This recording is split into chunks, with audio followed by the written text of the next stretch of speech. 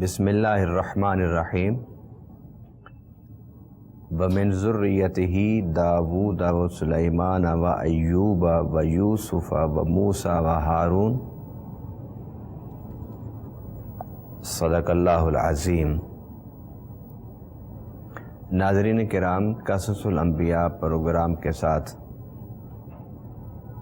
میں حاضر خدمت ہوں، اور آج ہم اللہ تعالیٰ کے برگزیدہ پیغمبر سیدنا ایوب علیہ السلام اور سیدنا ذوالکفل علیہ السلام کا تذکرہ کریں گے۔ سیدنا ایوب علیہ السلام کے حوالے سے اللہ تعالیٰ نے قرآن میں جب ان کا ذکر کیا تو ارشاد فرمایا کہ حضرت نوح کی اولاد میں سے حضرت داؤد علیہ السلام اور حضرت سلیمان علیہ السلام، حضرت ایوب علیہ السلام، حضرت یوسف علیہ السلام، حضرت موسیٰ علیہ السلام، حضرت ہارون علیہ السلام ہیں۔ گویا قرآن کے نص قطعی سے یہ بات واضح ہوئی کہ حضرت ایوب علیہ السلام بھی حضرت نوح علیہ السلام کی اولاد میں سے تھے۔ مورخین نے لکھا کہ حضرت ایوب علیہ السلام 7ویں پشت میں حضرت ابراہیم خلیل اللہ سے جا کر مل جاتے ہیں، اور ومن ذریتہ ہی اس کی جو ضمیر ہے، اس کا مرجع بعض علماء نے حضرت آدم علیہ السلام کو بھی فرمایا، تو معنی یہ ہوگا کہ حضرت داؤد علیہ السلام، حضرت سلیمان علیہ السلام، حضرت ایوب علیہ السلام، حضرت یوسف علیہ السلام، حضرت موسیٰ علیہ السلام، حضرت ہارون علیہ السلام، یہ حضرت آدم علیہ السلام کی اولاد میں سے وہ برگزیدہ شخصیات ہیں کہ جن کو اللہ تعالیٰ نے نبوت و رسالت سے سرفراز فرمایا۔ حضرت ایوب علیہ السلام کے بارے میں مشہور ہے کہ وہ صابر تھے، اور صابر کا لقب اللہ تعالیٰ نے انہیں عطا فرمایا اس وقت کہ جب اللہ تعالیٰ نے انہیں ایک بڑی آزمائش میں مبتلا کیا، اور وہ آزمائش کیا تھی کہ حضرت داؤد علیہ السلام اللہ تعالیٰ کے بہت زیادہ شکر گزار تھے، تو لوگ انہیں کہتے تھے کہ آپ اللہ کا شکر ادا کرتے ہیں، تو اس کی وجہ یہ ہے کہ اللہ تعالیٰ نے آپ کو بے شمار نعمتیں عطا فرمائی ہیں، اور نعمتوں کے ہوتے ہوئے شکر ادا کرنا یہ اتنا مشکل کام نہیں ہوتا۔ آپ کو اللہ تعالیٰ نے گھر، دولت، مال، اولاد، عزت، منصب، شہرت سب کچھ عطا فرمایا تھا، تو آپ ہر وقت اللہ تعالیٰ کی شکر گزار رہتے تھے، اور اپنی زبان سے اور اپنے کردار سے اور اپنی گفتگو سے ہر وقت اللہ تعالیٰ کے شاکر رہتے تھے۔ تو جب لوگوں نے یہ کہا کہ شکر نعمتوں کے ساتھ کرنا آسان کام ہے، حالانکہ ناظرین کرام شکر نعمتوں کے ساتھ کرنا بہت مشکل ہوتا ہے، اس لیے کہ انسان بھول جاتا ہے کہ یہ نعمتیں مجھے کس نے دی ہیں، اور انسان بھول جاتا ہے کہ مجھے نعمتوں کے ساتھ عجز و انکساری کا راستہ اختیار کرنا ہے۔ جب اللہ تعالیٰ انسان کو نعمتوں سے نوازتا ہے تو پھر وہ عاجزی کا راستہ بھول جاتا ہے، اور عاجزی کا راستہ بھولنے والا شخص کبھی بھی خدا کا شکر گزار نہیں ہو سکتا، کیونکہ جب وہ عاجزی کا راستہ بھولتا ہے تو پھر وہ تکبر کرتا ہے، اور تکبر کرنے والا اپنے آپ کو خدا کے برابر جا بٹھاتا ہے۔ اس لیے میرے آقا صلی اللہ علیہ وسلم نے ارشاد فرمایا تھا کہ کبر جو ہے وہ میری چادر ہے، جو اسے پکڑے گا میں اسے تباہ کر دوں گا۔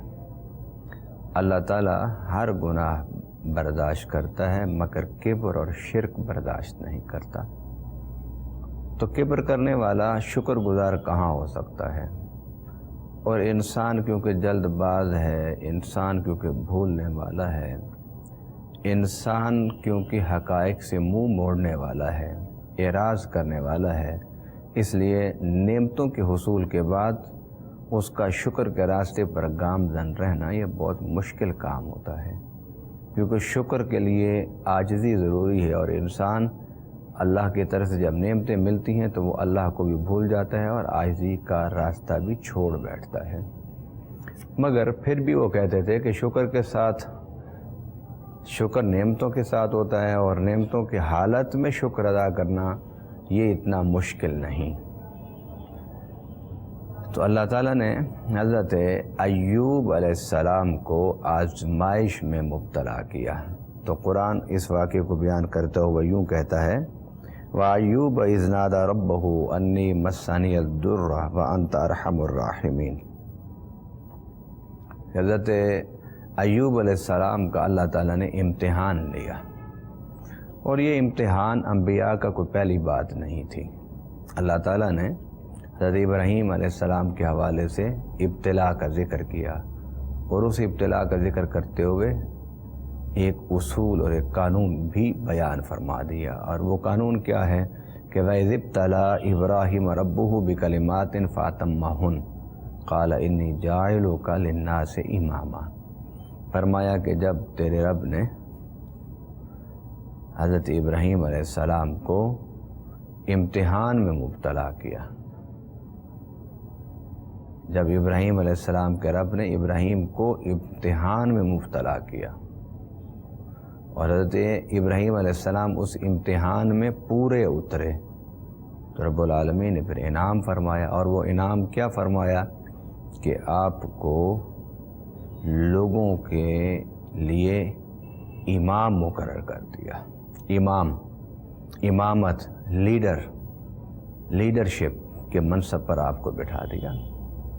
یہ قرآن کے الفاظ ہیں۔ ایک تو یہ کہ اللہ تعالیٰ کوئی چیز بھی بغیر امتحان کے نہیں دیتا، کوئی چیز بھی بغیر جد و جہد اور محنت کی عطا نہیں فرماتا، کیونکہ اس نے اصول مقرر کر دیا ہے کہ جس طرح میں نے مقدر تمہارا لکھ دیا ہے، تو اس مقدر کے ساتھ یہ بھی لکھ دیا ہے کہ جو کچھ میں دوں گا جد و جہد سے، محنت سے، سعی سے۔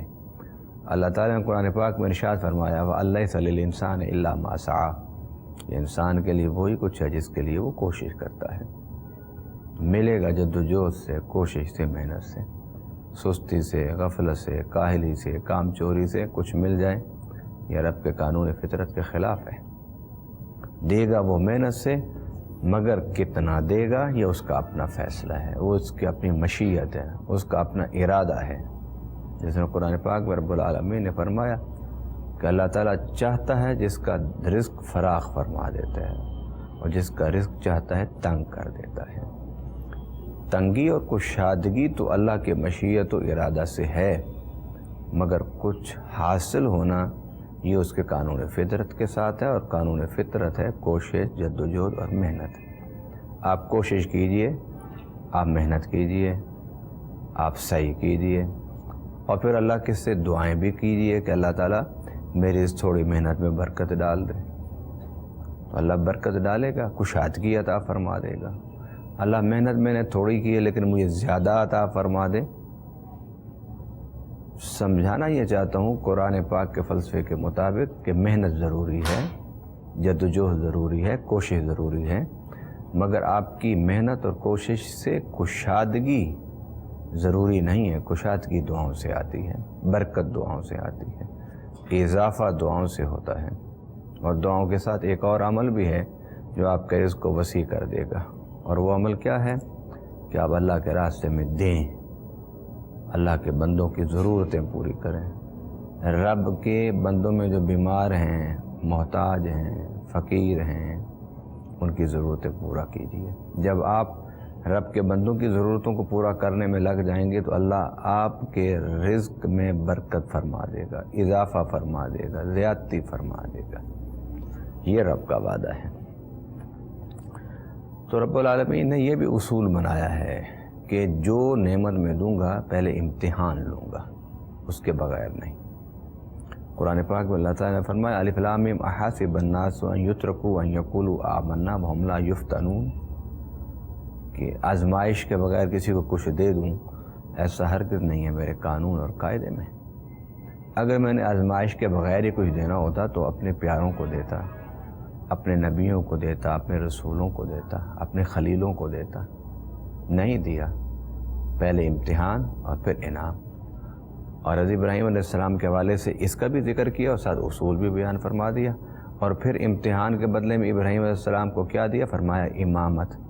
آج آپ دیکھیے اللہ تعالیٰ نے حضرت ابراہیم کو امامت کے مقام پر بٹھایا ہے۔ الہامی مذاہب میں بڑے 3 مذہب اسلام ہیں، کرسچینٹی ہے، جیوڈزم ہے، اور یہ تینوں جو ہیں حضرت ابراہیم علیہ السلام کو اپنا امام کہتے ہیں اور اپنے آپ کو ملت ابراہیم کے پیروکار کہتے ہیں۔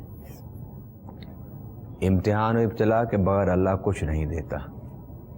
حضرت ایوب علیہ السلام کو تو اللہ نے دیا تھا، لیکن جب لوگوں نے کہا کہ شکر آسان ہوتا ہے کرنا جب نعمتیں ہوں انسان کے بعد، تو اللہ تعالیٰ نے پھر ایک ایک چیز حضرت ایوب علیہ السلام سے لے لی۔ آپ کی اولاد تھی، ساری اولاد مر گئی۔ آپ نے اللہ کے لیے کوئی ناشکری اور شکایت اور شکوے کا لفظ نہیں اظہار فرمایا۔ آپ کا گھر تھا، گھر گر گیا۔ صحت تھی، صحت ختم ہو گئی۔ حدیث مبارک میں کہ صرف آپ کی زبان اور دل وہ صحت مند رہے، باقی سارا جسم اللہ تعالیٰ نے امتحان میں ڈال دیا، سارا جسم اللہ تعالیٰ نے آزمائش میں ڈال دیا۔ حضرت ایوب نے عرض بھی کی تھی، اللہ تو مجھے جتنا امتحان میں ڈالنا چاہتا ہے ڈال دے، مگر میری زبان اور دل کو نہ ڈالنا، تاکہ میں دل سے اور زبان سے تیرا شکر ادا کرتا رہوں۔ تو سب کچھ چھن گیا، اور چھننے کے بعد آپ پھر بھی اللہ کے شکر گزار تھے۔ لوگ نعمتوں میں شکر کرتے ہیں اور جب چھن جائے تو پھر شکوہ کرتے ہیں۔ حضرت ایوب علیہ السلام نے سب کچھ چھن جانے کے باوجود بھی شکوہ نہیں کیا، شکر کیا۔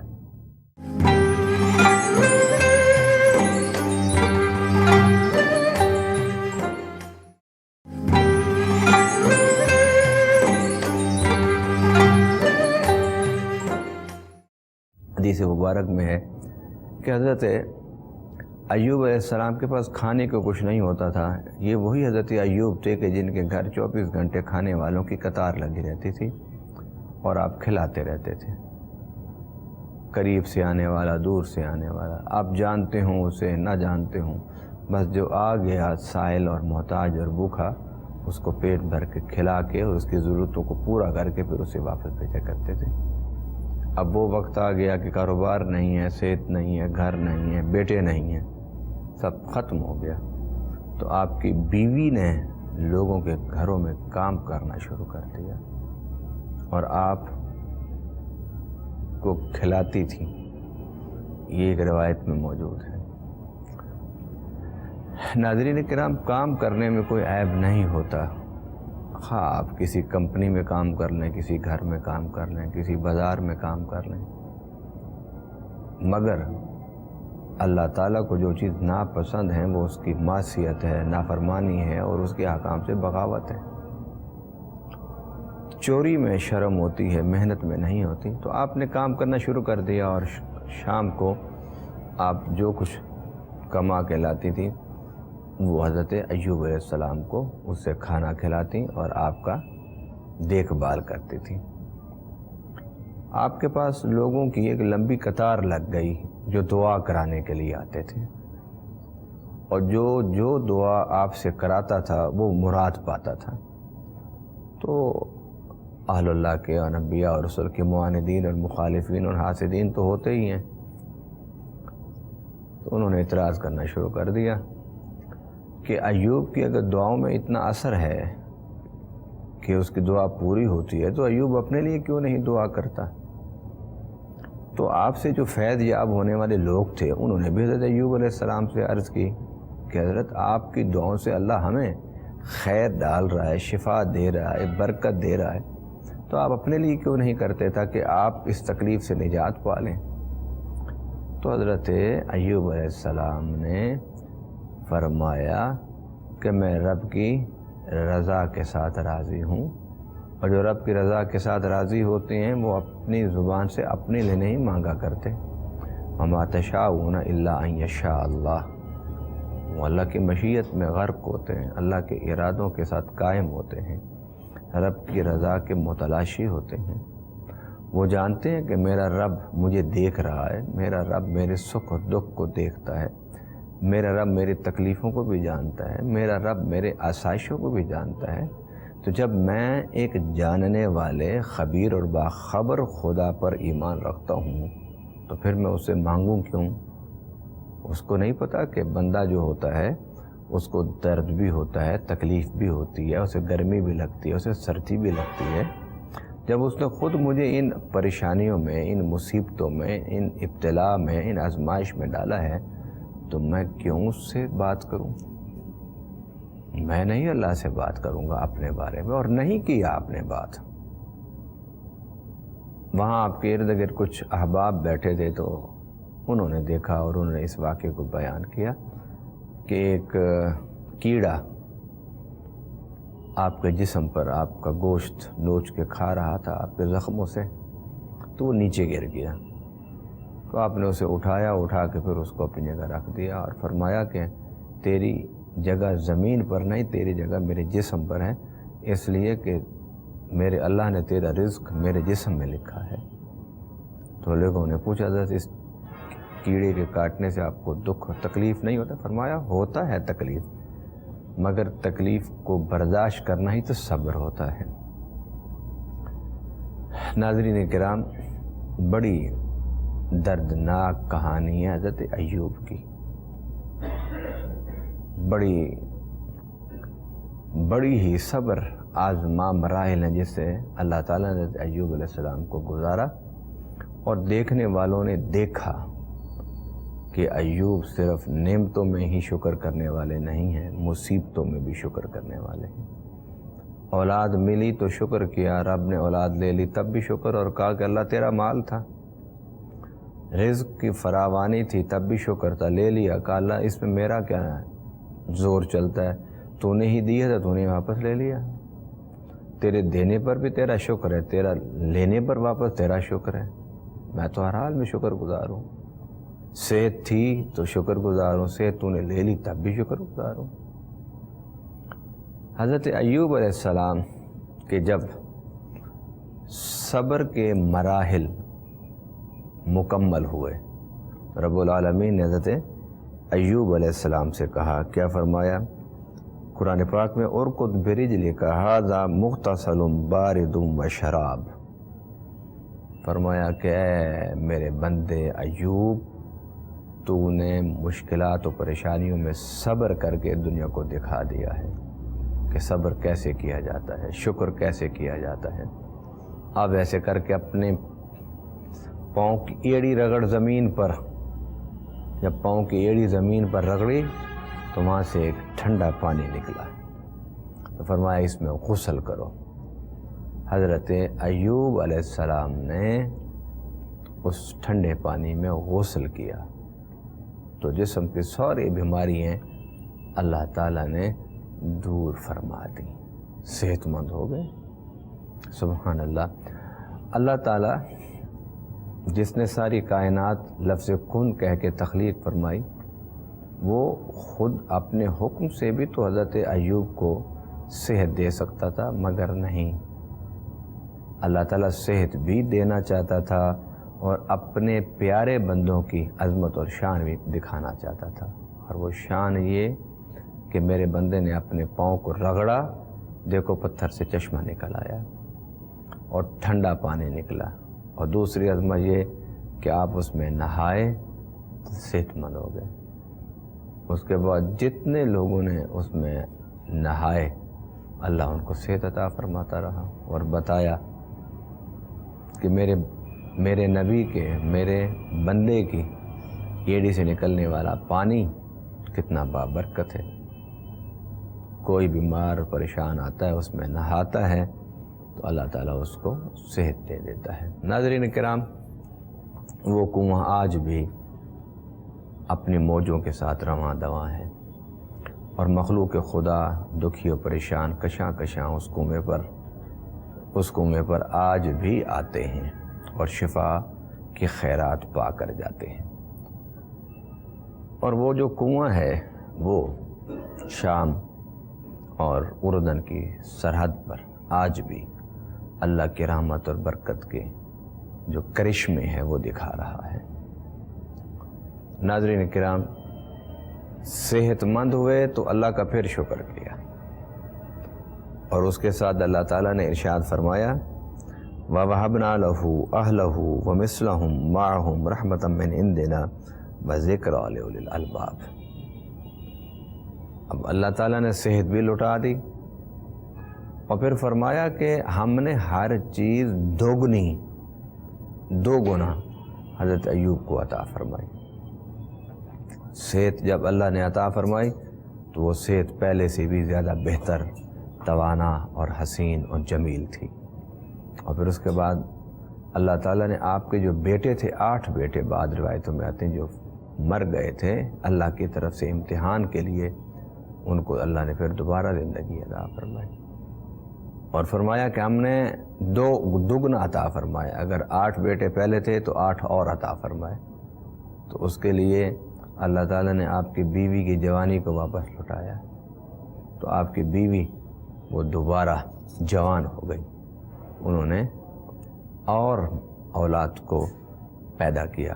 حضرت ایوب کو جوانی اللہ تعالیٰ نے لوٹائی، اور انہوں نے اللہ نے جو انہیں جوانی عطا فرمائی، اس جوانی سے انہوں نے دنیا، دین، آخرت، اللہ کی عبادت، اس کی رضا کو بڑی جد و جہد کے ساتھ دوبارہ حاصل کرنا شروع کیا۔ اور اللہ تعالیٰ نے انہیں وہ جو گھر ان کا تباہ ہوا تھا وہ دوبارہ آباد ہو گیا، دوبارہ بن گیا۔ فرشتوں نے آ کے اس گھر کو دوبارہ تعمیر کیا۔ اب صحت بھی مل گئی، جوانی بھی مل گئی، بوڑھی بیوی تھی، اس کو اللہ نے جوانی عطا فرمائی، اور جتنے بیٹے مر گئے وہ بھی، اور اس کے برابر اور بھی اللہ نے اولاد عطا فرمائی۔ احادیث میں کہ آپ نے یہ جو امتحان کا وقت تھا کتنے عرصے میں گزارا، اس کے لیے مختلف روایات ہیں۔ ایک روایت میں یہ ہے کہ آپ 3 سال اس آزمائش میں رہے، ایک روایت میں یہ ہے کہ 7 سال، اور ایک روایت میں یہ ہے کہ آپ نے اس آزمائش میں 70 سال گزارے۔ ایک روایت یہ ہے کہ آپ نے اس آزمائش میں 18 سال گزارے۔ ناظرین کرام، آزمائش منٹوں پر محیط ہو، گھنٹوں پر، دنوں پر، ہفتوں پر یا مہینوں پر، آزمائش ہوتی ہے، تکلیف ہوتی ہے، دکھ ہوتا ہے۔ 1 منٹ کا دکھ بھی صدیوں پر محیط انسان کو لگتا ہے، مگر حضرت ایوب علیہ السلام نے ان تمام روایتوں کو آپ سامنے رکھیں تو حضرت ایوب علیہ السلام نے برسوں پر مشتمل ابتلا اور آزمائش کا وقت گزارا۔ اور احادیث میں، روایات میں ہے کہ اللہ تعالیٰ نے آپ کو جو کل عمر عطا فرمائی تھی وہ تقریباً 100 سال کے قریب تھی، اور اگر عمر 100 سال ہو تو پھر وہی روایتیں درست ہیں کہ جس میں امتحان کی مدت 3 سال، 7 سال یا 18 سال بتائی گئی ہے۔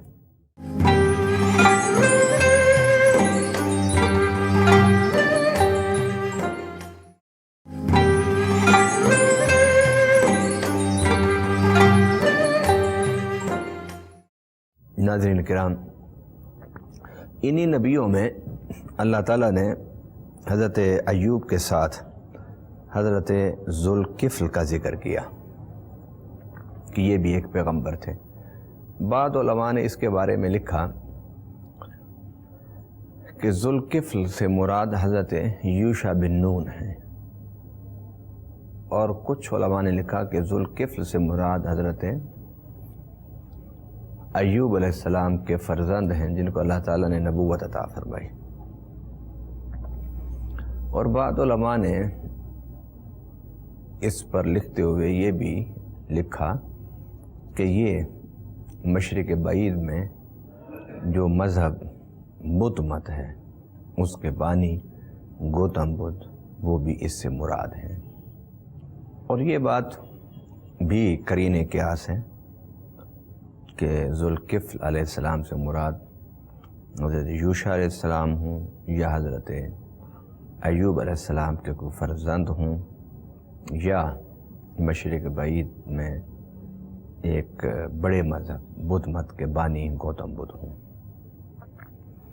اس لیے کہ اللہ تعالیٰ نے اپنے بارے میں اعلان کیا ہے کہ میں رب العالمین۔ رب العالمین کا معنی ہوتا ہے کہ عالمین کو پالنے والا۔ تو عالمین میں مشرق بھی ہے، مغرب بھی ہے، شمال بھی ہے، جنوب بھی ہے، زمین بھی ہے، آسمان بھی ہے، سارے ستارے اور سیارے، شمس و قمر بھی ہیں۔ اللہ جب رب العالمین ٹھہرا تو اس نے پالنا ہے۔ تو عالمین میں انسان ہے تو انسان کو پالنا ہے۔ اب انسان کے بدن کو پالنا یہ بھی اس کی ربوبیت ہے۔ انسان کے روح کو پالنا، پروان چڑھانا، اس کو خوراک اور غذا دینا یہ بھی اس کی ربوبیت ہے۔ انسان کے عقل اور فکر کی پرورش و تربیت یہ بھی اس کی ربوبیت ہے۔ تو انسان کو پالنے کے لیے اللہ تعالیٰ نے زمین میں ہوا پیدا کی، سورج کی روشنی پیدا کی، چاند کی چمک پیدا کی، موسم پیدا کیے، بہار و خزاں پیدا کیے، پانی پیدا کیا، بارش پیدا کی، بادل پیدا کیے، دن اور رات اس کے سکون اور عمل کے لیے پیدا کیے۔ اس لیے کہ رب العالمین ہے نا، تو اس نے انسان کے آنے سے پہلے یہ ساری چیزیں کائنات میں پیدا کر دیں۔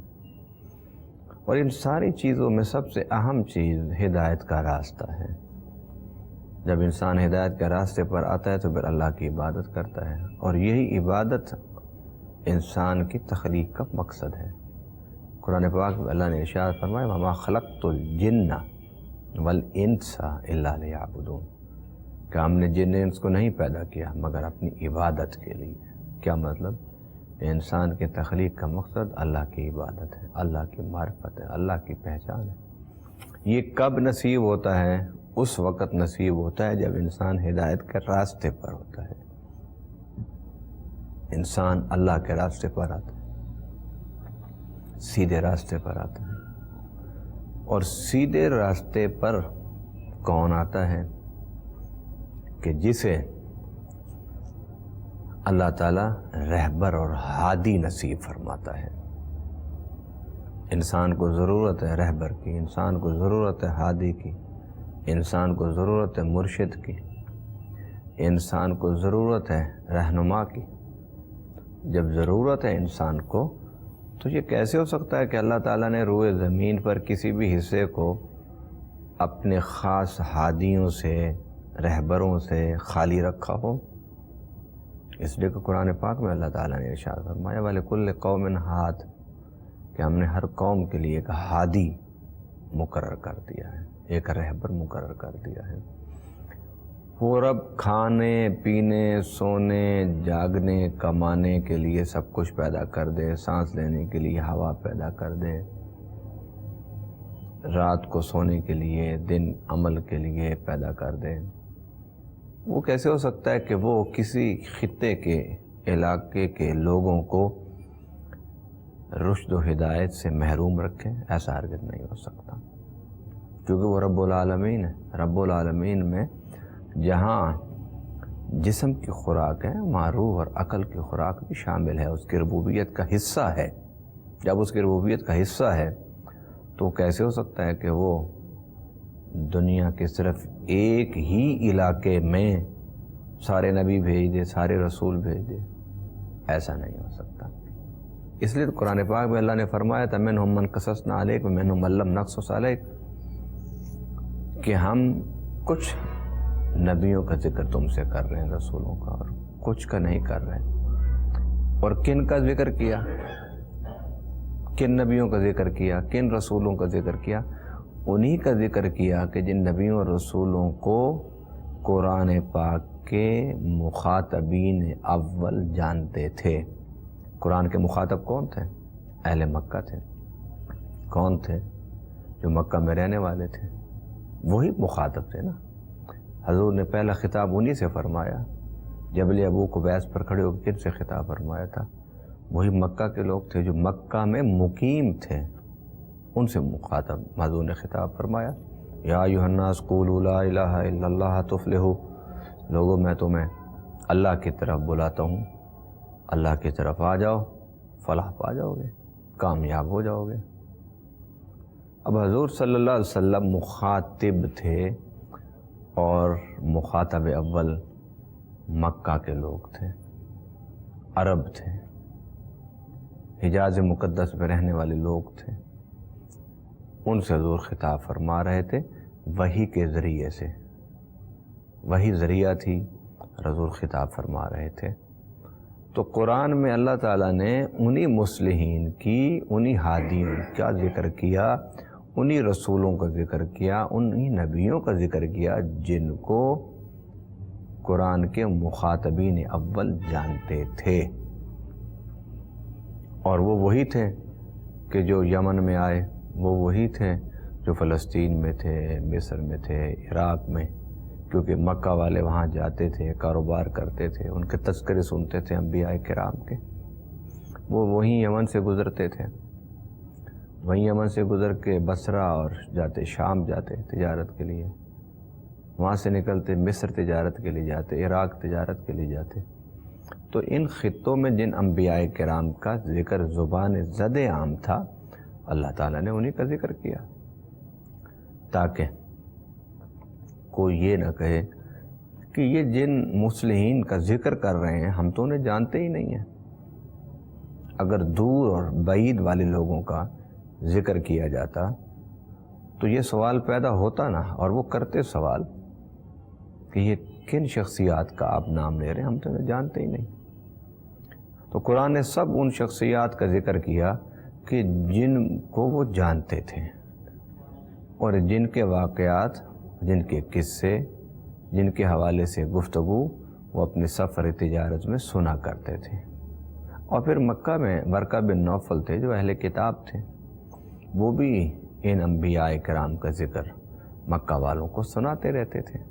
اور حضرت ذوالکفل کا معنی اگر یوشع بن نون لیں تو تب بھی یہ بھی درست ہے، اور حضرت ایوب علیہ السلام کے بیٹا لیں تو یہ بھی درست ہے۔ اللہ تعالیٰ نے اتنی بڑی آزمائش سے ایوب کو گزارا، تو حضرت ایوب کی اولاد میں سے کسی بیٹے کو نبی بنا دینا یہ بھی اللہ کی ایک نعمت تھی، یہ اللہ کا فضل تھا کہ جہاں آپ کے بیٹوں کو اور مناصب اور عہدے اور عزتیں اور شرف عطا فرمائے، وہاں نبوت بھی عطا فرما دی، تاکہ لوگوں کو پتہ چلے کہ صبر کرنے والے لوگوں پر اللہ تعالیٰ کتنا فضل فرماتا ہے۔ اور قرآن پاک میں اللہ تعالیٰ نے فرمایا ہے کہ ان اللہ مع الصابرین، کہ اللہ صبر کرنے والوں کے ساتھ ہوتا ہے، صبر کرنے والوں کے ساتھ ہوتا ہے۔ تو حضرت یوشع بن نون لے لیں یا حضرت ایوب علیہ السلام کا بیٹا ذوالکفل نبی لے لیں، یا جس طرح بعد مورخین نے، بعد سیرت نگاروں نے، بعد مفسرین نے لکھا کہ مشرق بعید میں جو شخصیت تھیں جنہوں نے رشد و ہدایت کا کام کیا، لوگوں کو روحانیت کی طرف مائل کیا، لوگوں کو اللہ کی طرف متوجہ کیا، اور لوگوں کو بتایا کہ تمہارا کوئی عمل بھی خالی نہیں ہے نتیجہ پیدا کیے بغیر۔ آئیے میں یہاں پر آخری بات کرتے ہوئے گفتگو کو سمیٹنا چاہتا ہوں۔ نبی پاک صلی اللہ علیہ وسلم کا ارشاد گرامی ہے نا، اطلب العلم، کہ علم حاصل کرو، ولو کان بالصین، اگرچہ تمہیں چین جانا پڑے۔ تو اگر حضرت ذوالکفل سے مراد مشرق بعید کے کسی مصلح کو لیا جائے تو اس مشرق بعید میں چین ہی تو آتا ہے، جس کا ذکر احادیث میں بھی موجود ہے۔ ناظرین کرام، یقیناً اللہ رحمان الرحیم ہے، اور اس کی رحمت اور اس کے کرم اور اس کی عنایت کا تقاضا یہی ہے کہ وہ روئے زمین پر ہر کونے پر بسنے والے لوگوں کو ہر قسم کی ضرورتیں عطا فرمائے، جسمانی ضرورتیں بھی روحانی ضرورتیں بھی اللہ عطا فرمائے، اور ان کو پورا کرنے کے لیے رب العالمین نے یقیناً روئے زمین پر رہنے والے ہر انسان کو جہاں طبی تقاضوں کو پورا کرنے کے لیے رہنمائی عطا فرمائی، وہاں روحانی اور فکری اور علمی اور اعتقادی جو تقاضے تھے ان کو پورا کرنے کے لیے یقیناً ہادی اور رہبر بھیجے ہیں، اور یہی اس کی ربوبیت عالمینی کا تقاضا ہے۔ اللہ تعالی ہمیں حضرت ایوب علیہ السلام کے صبر کے مراحل کو سامنے رکھتے ہوئے زندگی میں آنے والی مشکلات و پریشانیوں پر ثابت قدمی اور استقامت اور شکر کا راستہ اختیار کرنے کی توفیق عطا فرمائے۔ وما علینا الا البلاغ المبین۔